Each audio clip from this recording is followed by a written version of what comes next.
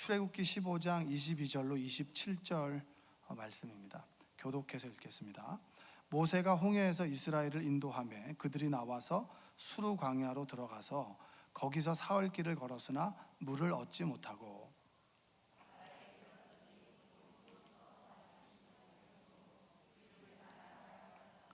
백성이 모세에게 원망하여 이르되 우리가 무엇을 마실까 하며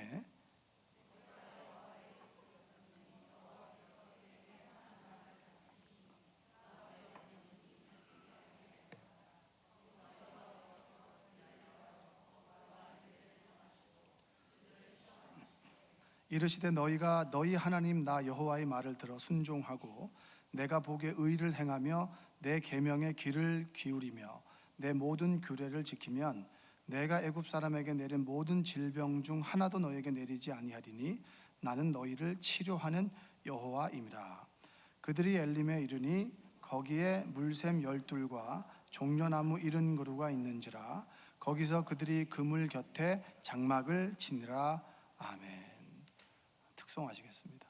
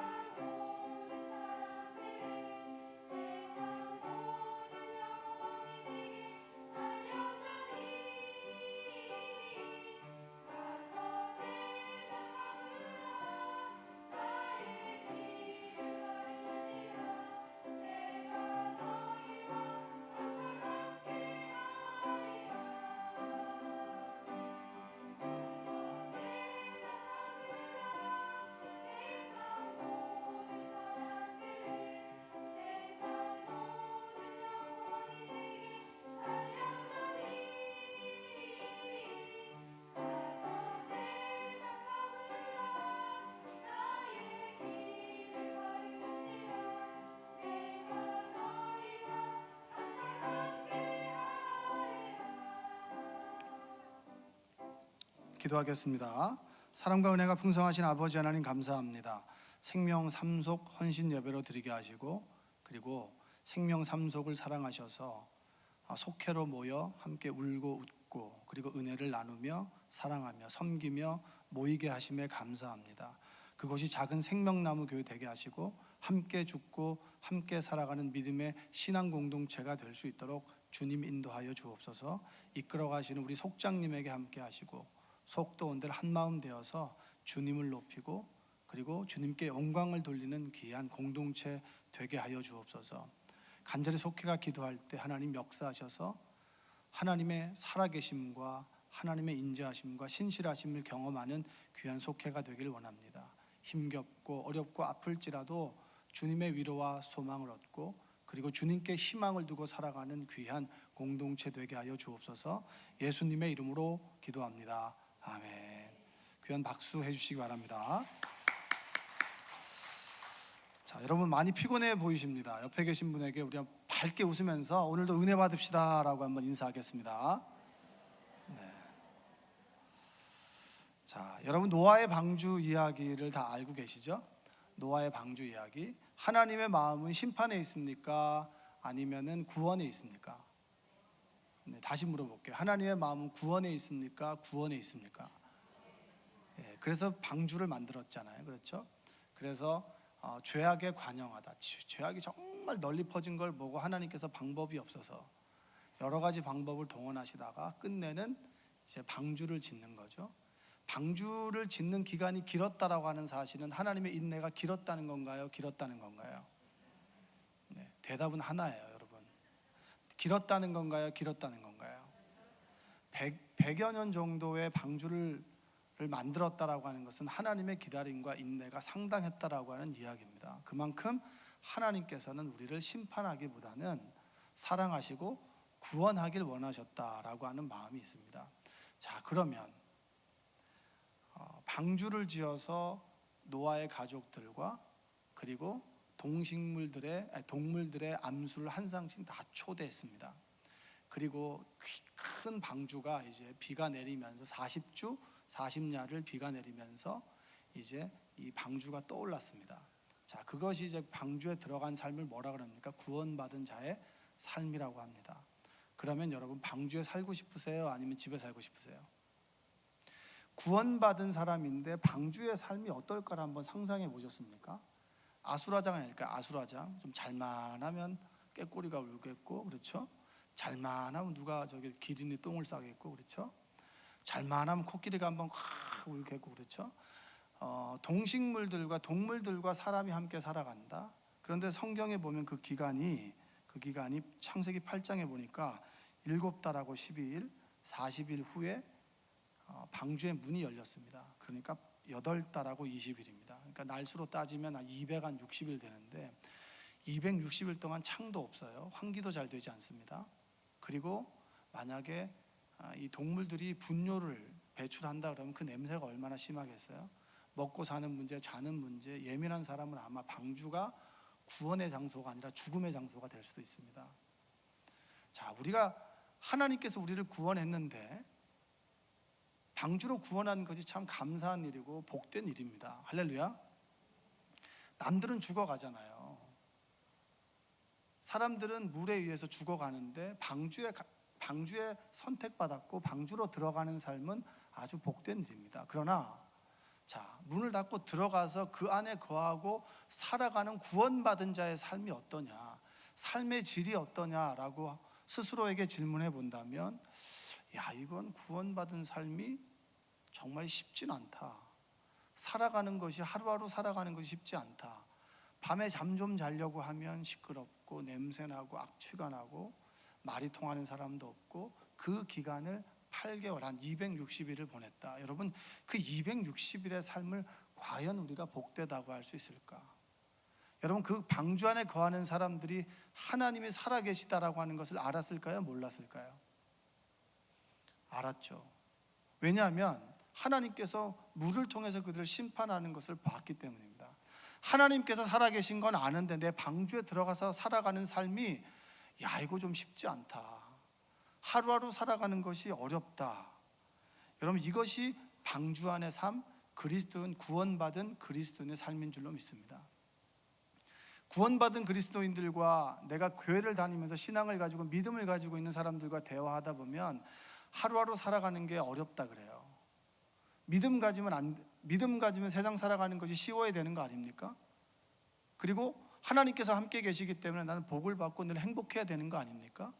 그런데 방주 안에 살아가는 삶처럼, 방주 안에서 하루하루 보내는 것이 쉽지 않은 것처럼 구원받은 자의 삶도 하루하루 보내는 것이 쉽지 않다. 성경은 여러분 그것을 이야기해 주고 있습니다. 자, 오늘 본문에 보면 홍해 기적 이후에 이스라엘 민족들이 목이 말랐습니다.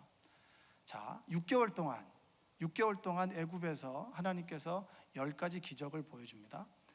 이스라엘 민족에게는 기적이지만 애굽 사람에게는 재앙이 되는 거죠.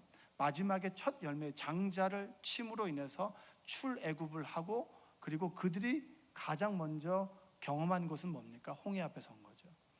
여러분, 구원 받았는데 하나님이 인도하시는데 홍해 앞에 서라 그러면 하나님 믿겠어요? 안 믿겠어요? 대답은 할 필요가 없습니다. 여러분, 집에 가셔서 하시면 되고요.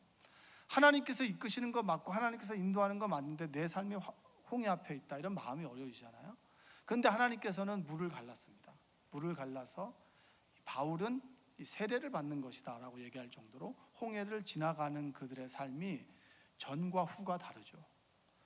만약에 여러분들이 이 물벽이 쳐 있는 상황 속에서 홍해를 건너십시오라고 하면 건널 수 있어요, 없어요? 여러분, 쉽지 않을걸요. 아마 지시대가 있는 것도 아니고 물이 그냥 자연적으로 동풍이 불어서 마르고 말라서 이 마른 땅이 되고 벽이 서 있는데 이것을 자신 있게 랄랄라랄랄라 못 걸어가요. 믿음 있는 사람만 걸어갈 수 있어요. 하나님의 인도하심을 믿고 하나님께서 내 목숨을 살려주실 것이라고 하는 믿음을 가지고 있는 사람만 홍해를 지나갈 수 있습니다. 홍해를 지나갔어요. 그리고 애굽의 군대가 수장이 됐습니다. 세계사적으로 보면 애굽이 거대한 군사력을 가지고 세계를 제패할 수 있었는데 꺾인 계기가 뭐냐면 홍해에서 그들의 주력 부대가 죽은 사건이에요. 멀리 뻗어나가는 애굽이 그 수장됨으로 인해서 주력 부대가 수장되면서 애굽이 정말 세계사에서 보면 제국으로 나가지 못하고 큰 우리가 아수르 바벨론처럼 그렇게 힘 있는 나라로 나가지 못했던 것은 하나님의 치심이에요. 자, 하나님을 경험했습니다. 그리고 간 곳이 어디입니까? 광야. 하나님이 인도해서 간 곳이 광야라면 마음이 어렵죠? 좋습니다. 하나님께서 광야를 인도하셨다. 하나님께서 우리의 삶을 인도하신다. 할렐루야. 할렐루야. 인도하신다고 믿지 않으세요? 예? 하나님께서 우리를 인도하셔서 가신 곳이 광야입니다. 광야 3일길을 걸었어요. 뭐가 마르죠? 목이 말라요. 목이 말라서 정말 물을 찾게 해달라고 홍해를 가르친 하나님께서 물을 주겠지라고 하고, 그리고 3일이 지나서 수루 광야에 딱 들어갔는데 우물을 발견했는데 그 물이 어떤 물입니까? 쓴 물이에요. 그럼 여러분, 할렐루야, 하나님을 찬양합니다. 하나님께서 나와 함께 계십니다. 하나님께서 우리의 삶을 이끌어 가십니다. 고백할 수 있을까요? 어려워요. 여러분, 성경을 읽고 그리고 우리가 신앙생활을 하다 보면 어려운 문제가 뭐냐면 하나님께서 함께 계시는 거 알아. 그런데 힘들어, 이거예요. 여러분, 힘들다라고 하시는 분들이 하나님이 살아계신 걸 모르는 분인가요? 그렇지 않아요. 하나님께서 함께 계시는 거 알고 10가지 재앙 가운데 하나님께서 우리 민족을 사랑하시는 것도 알고 홍해를 가르신 하나님께서 내 삶을 구원해 준다는 것도 알아요. 그리고 내가 하나님을 믿으면 천국 간다라고 하는 것도 압니다.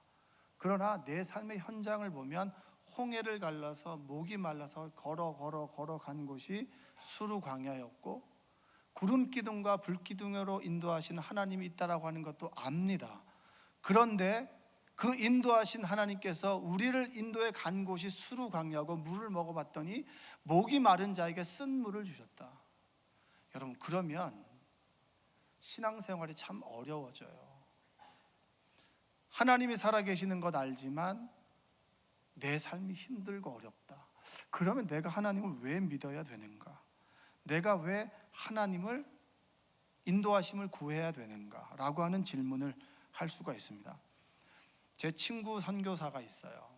제 친구들도 선교사가 참 많이 있습니다. 그 중에 한 선교사는 이제 좀 한국에 있을 때부터 참 힘들게 이렇게 목회 생활을 했던 것 같아요. 그리고 말레이시아를 갔는데 여러분, 한국 교회가 어려워지게 되면서 가장 먼저 줄이는 것이 뭔지 아세요? 선교비를 줄입니다. 우리도 어려운데 어떻게 선교사를 돕습니까? 라고 하는 거죠. 우리도 먹고 살아야 되는 거 아닙니까? 라고 하는 것이 이제 절박한 심정 때문에 선교비를 좀 줄이게 됩니다. 그러니까 이 선교사가 말레이시아로 갔는데 어려운 거예요. 아내가, 그 다음에 아들, 그 다음에 선교 사역을 하는 것이 힘든 거예요. 또 말레이시아의 특성상 일을 하지 못합니다. 그러니까 어떻게 해요? 하나님께서 주시는 까마귀를 의존해야 되는데 너무 힘드니까 페이스북에다가 이제 자신의 어려운 이야기들을 좀 올리게 됐어요. 근데 그것도 한두 번이지 계속해서 삶의 이야기를 올리니까 보는 사람들이 어떤 마음이 들까요? 이제 이런 거 좀 그만 올렸으면 좋겠다. 왜냐하면 우리는 글로서 좋은 이야기를 듣고 싶고 좋은 것을 보고 싶어 하지 힘든 이야기를 보고 읽고 싶어 하지 않습니다. 그래서 그분에 대한 이미지가 조금은 부정적이게 바뀌게 된 거예요. 그럼 힘들면 하나님께 기도하면 되지 왜 이렇게 사람들에게 얘기하나? 예를 들면 이런 거예요. 우리가 뭐 병원비가 이렇게 필요한데 얼마를 댔는데 얼마가 부족합니다. 기도해 주세요. 그럼 기도해 주세요라고 하는 말은 뭐예요? 보태 주세요라고 하는 말이지 기도해 달라는 말로 안 들리잖아요. 그러니까 그분은 기도해 달라고 하더라도 받아들이는 사람이 그걸 받아들이지 못하는 거예요. 그래서 그 선교사를 만나게 됐어요. 귀국을 하게 됐고 또 그래서 그때 빅매치가 이루어진 겁니다.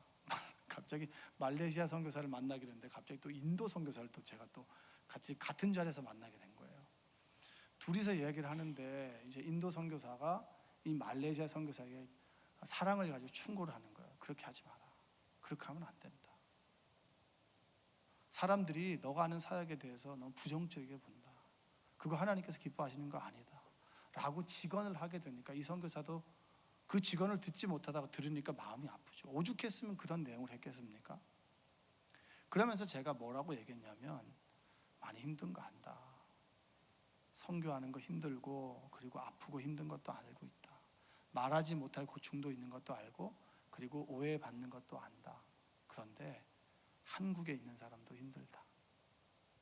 너가 힘든 만큼 하루하루 살아가는 것, 직장 생활하는 사람들, 한국에서 목회하는 사람들, 그리고 하루하루 처자식을 먹여야 되는 40대 가장들, 50대 가장들, 그리고 불확실한 미래를 늘 불확실해하며 살아가는 우리에게도 오늘의 하루의 삶은 힘들다.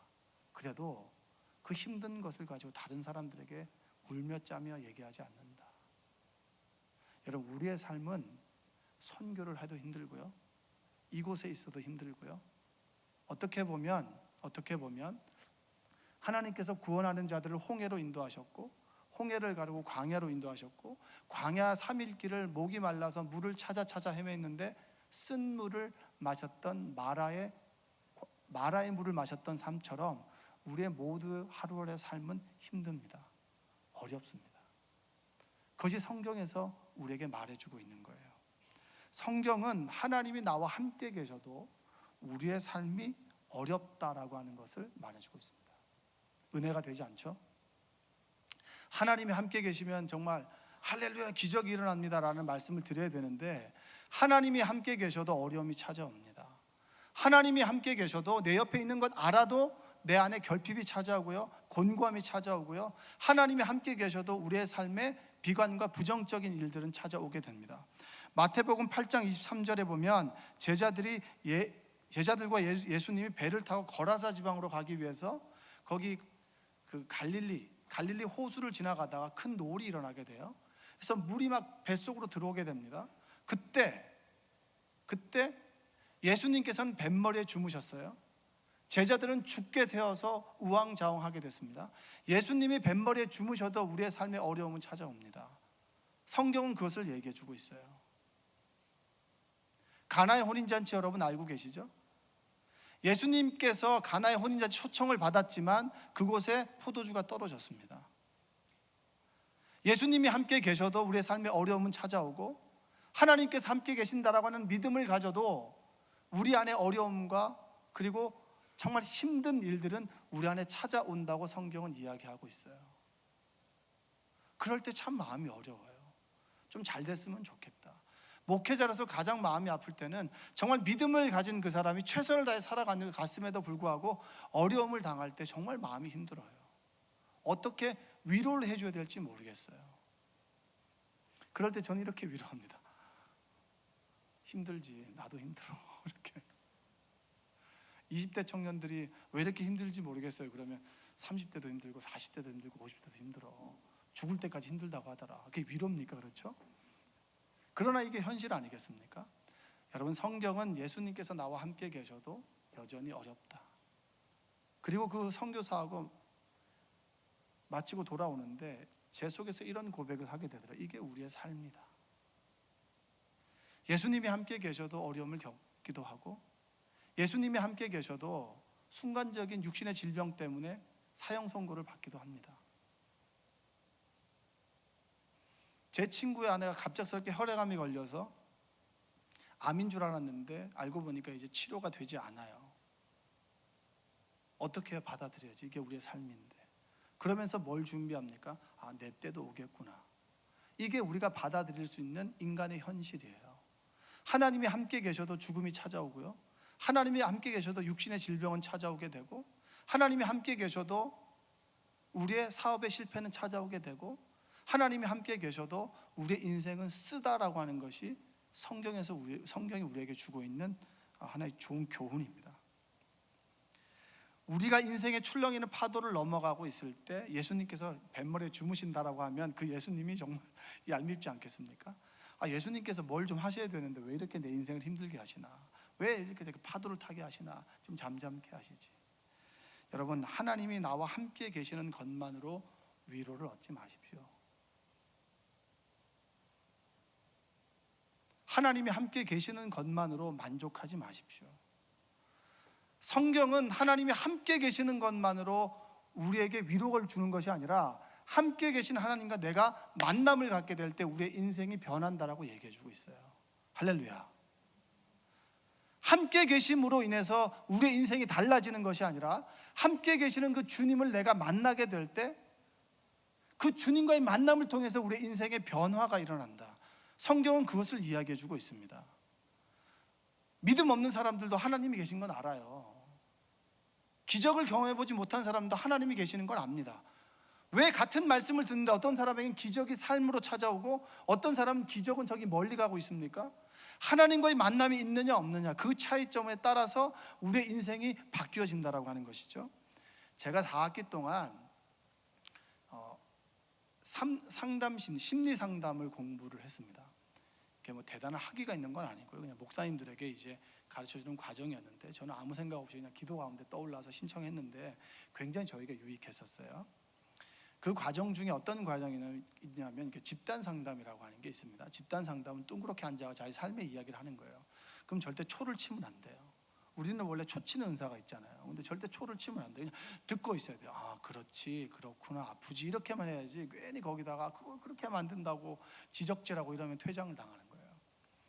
근데 그 중에서 제가 정말 좋아하는 그런 후배 목사가 있었어요. 근데 그 후배 목사가 제가 머뭇머뭇하다가 둘째 날 저녁에 자신의 이야기를 하는 거예요. 그 이야기가 뭐냐면 이런 겁니다.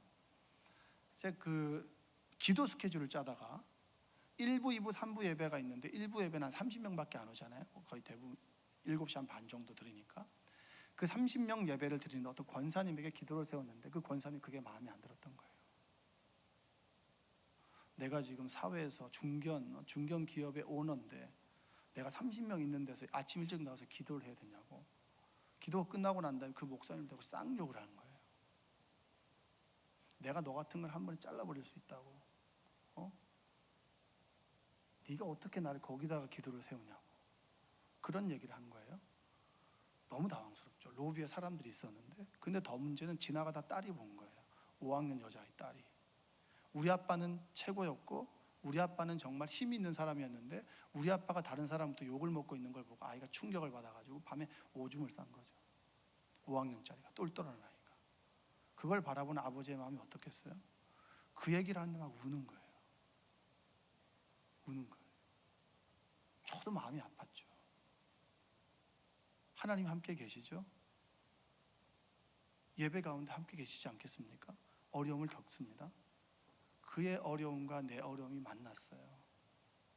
그의 아픔이 나에게 전해지게 됐을 때 내가 눈물이 나더라고요. 내가 잘 몰랐다. 내가 내 후배를 잘 몰랐다. 함께 목회하고 함께 웃고 함께 대화를 했지만 안지가 20년이 다 돼가지만 내가 잘 몰랐다. 그리고 제가 그 이야기가 마치고 난 다음에 제가 그 후배를 안아줬습니다. 미안하다. 형이 미안하다. 내가 몰랐다. 네가 그렇게 마음이 아파서 잠을 못 이루는 것도 몰랐고 네가 딸아이 때문에 마음 아파하는 것도 몰랐다. 내가 그런 얘기 물어볼 생각 못했다. 그리고 난 다음에 딱 안아주는데 마음과 마음이 만난 거예요. 여러분, 수많은 사람들이 함께 있습니다. 그러나 밥 먹었니? 밥 먹었다? 그런 얘기는 할 수 있어도 정말 그 사람이 하고 싶은 마음의 이야기와 내 마음이 만나서 그 마음이 일체되는 그것이 바로 내가 그 사람을 만났다라고 얘기를 하는 거예요. 하나님께서 이곳에 함께 계십니다. 할렐루야. 하나님께서 함께 계시지만 하나님을 만난 사람이 있고 함께 계시는 걸 아는 사람이 있어요. 아는 사람에겐 절대 기적은 일어나지 않아요. 그러나 내 인생에 물이 차오르고 내가 죽을 위협에 가 있고 내 인생 가운데 포도주가 떨어지게 되고 내 인생에 쓴 물이 내가 먹어야 되는 현실이 찾아오게 될 때 내가 주님께 부르짖어 그분을 깨우고 주여 내가 죽게 되었나이다 라고 이야기하고 그분 내 이야기를 듣고 그분께서 나의 삶에 역사하셔서 나를 만나주게 될 때 우리의 삶의 현실이 변한다. 할렐루야. 그것이 바로 성경이 우리에게 해주고 있는 말씀입니다. 이스라엘 민족이 3일길 걸어서 수르 광야에 들어갔습니다. 쓴물을 만났어요. 쓴물, 인생이 쓰고 인생이 아프고 인생이 어려울 때 우리는 뭘 하죠? 불평과 불만하잖아요. 그거 당연한 거 아닙니까? 불평과 불만하는 사람들에게 너 그렇게 살지 마라고 얘기 못해요. 왜냐? 나도 불평불만하거든요. 힘들고 어려우면. 그러면 불평불만하다가 인생을 끝내겠습니까? 아니면 그 순간에 이 현실을 바꾸어 줄 수 있는 절대자 하나님을 부르겠습니까? 여러분, 함께 있어도 불평할 수 있지만 함께 있을 때 그분을 부르고 그분이 내 삶에 역사하게 될 때 우리의 인생이 바뀌어지게 됩니다. 마라의 쓴물에 이 쓴물을 어떻게 할 겁니까? 모세가 그때 총대를 맸어요. 모세가 하나님께 부르짖어 간구하게 됐습니다. 성경 말씀을 좀 한번 읽어보겠습니다. 25절 말씀을 한번 읽어볼까요? 25절을 한번 읽어보겠습니다. 모세가 여호와께 부르짖었더니 여호와께서 그에게 한 나무를 가리키시니 그가 물에 던지니 물이 달게 되었더라. 거기서 여호와께서 그들을 위하여 법도와 율례를 정하시고 그들을 시험하실세. 여러분, 가나의 혼인잔치 예수님이 함께 계셔도 포도주가 떨어졌습니다. 그러나 마리아는 예수님께 포도주를 청했어요. 예수님, 이 문제를 어떻게 할까요? 예수님께 아직 내 때가 오지 않았습니다. 마리아는 하인들에게 기다려라. 그가 무엇을 분부하든지 기다리고 그대로 행하라. 그랬을 때 우리 인생의 맹물이 포도주로 바뀌는 거예요. 예수님께서 함께 계시는 것만으로 맹물이 포도주로 바뀌는 것이 아니라 그분께 청하고 그분의 말씀을 듣고 그분의 말씀대로 행할 때 맹물이 포도주로 변한다. 성경은 그것을 증언하고 있습니다. 오늘 본문에도 그거 얘기 아닙니까? 이 쓴물을 어떻게 할 거예요? 우리는 굶어 죽게 됐어요. 그때 깨어있는 모세가 주님께 부르짖었습니다. 아버지, 이들을 어떻게 합니까? 이 물 못 마십니다. 우리 죽습니다. 하나님께서 그 아픈 마음을 아시고 그 물에 한 나무를 가리켰습니다. 여러분, 하나님께서 그 나무를 던지면 되잖아요. 그런데 그렇게 하지 않으셨어요. 한 나무를 가리키셨고 모세는 그걸 들었고 나무를 끄집어내어서 물에 던지게 되니까 쓴 물이 단물로 변했다. 만남은 뭡니까? 하나님의 마음과 우리의 마음이 만나는 거예요. 이 말씀이 나에게 은혜가 된다라고 하는 말씀이 뭔지 아십니까? 말씀과 내가 만났다라고 하는 것이 뭔지 아십니까? 내 인생은 달다, 그것이 아니라 모든 인생은 쓰다. 우리가 살아가는 인생은 모두 쓰지만 그러나 주님께서 나와 함께 계시다면 주님의 마음과 내 마음이 만나고 그분께 내가 청하게 된다면 내 쓴 물이 단물로 바뀌어질 수 있다. 그래서 기독교는 희망의 종교입니다. 여러분, 좌절하지 마십시오. 할렐루야. 절망하지 마십시오. 우리의 쓴 물을 단물로 바꾸시는 분이 바로 우리가 믿는 하나님입니다.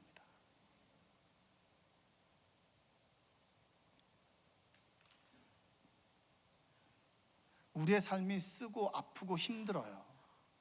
예수님을 믿어도 똑같아요. 우리는 가나안 땅이 아무것도 하지 않아도 땅이 저절로 우리에게 굴러 들어오는 땅이라고 생각하지만 성경은 1도 가나안 땅을 그렇게 묘사하고 있지 않아요. 가나안 땅은 싸워서 얻는 땅이지 우리는 이 땅에서 끊임없이 싸워야 되고 지켜야 되고 하나님을 붙잡아야 되고 하나님을 부르짖어야 됩니다. 그래서 우리의 인생이 힘들고 어렵기 때문에 하나님 말씀의 위로를 받고 그리고 천국을 소망합니다. 여러분, 천국을 소망하는 여러분들 되시기 원합니다. 이 땅 위에서 쓰고 아프고 힘들다고 좌절할 필요가 없어요. 불평하고 원망할 수 있지만 우리 현실을 바꾸어주는 분이 계시고 그분이 우리가 믿는 예수 그리스도 그리고 하나님이라고 하는 사실이 우리에게 위로와 소망이 되는 줄로 믿습니다. 여러분, 하나님을 믿는 여러분들 되시기를 원합니다. 그리스도인은 하나님과 함께하는 것으로 만족하는 사람들이 아니에요. 그 하나님을 부르고 그 하나님께서 나에게 말씀하시고 그리고 그 말씀에 순종해서 내가 무엇인가를 행하게 될 때 비로소 우리의 현실이 변하게 된다. 여러분, 우리가 읽었던 마지막 구절 한번 읽어볼까요? 27절 한번 읽어볼까요? 27절 말씀을 한번 읽어보겠습니다. 그들이 엘림에 이르니 거기에 물샘 12과 종려나무 70그루가 있는지라. 거기서 그들이 그물 곁에 장막을 치니라. 여러분, 여기서 희망이 되는 게 뭔지 아십니까? 그리스도인의 삶은 가나의 혼인잔치에 비유하자면 좋은 포도주를 먹고 더 좋은 포도주를 먹는 삶입니다. 좋은데 더 좋은 삶이 되는 거죠. 쓴 현실이 바뀌고 더 좋아지는 거예요. 할렐루야. 절대 좌절하고 절망할 필요가 없어요. 좌절하고 절망하는 사람은 인생의 반만 보는 거예요. 오늘 말씀이 뭐라고 되어 있습니까? 단순히 쓴 물을 단물로 바꾸는 것만 성경에 나와 있나요? 단물을 마시고 좀 더 걸어갔더니 12개의 샘이 있고요, 70개의 그늘이 있는 그런 나무가 있는 그런 숲을 보게 됐어요. 여러분, 하나님께서 우리를 인도하실 때 단순히 째째하게 우리의 쓴 물이 단물로 조금 바꿔주는 것만으로 역사하지 않습니다. 단물이 종려나무 70그루와 12개 우물로 만들어주시는 분이 바로 하나님이다. 우리가 믿는 하나님은 그런 하나님이다.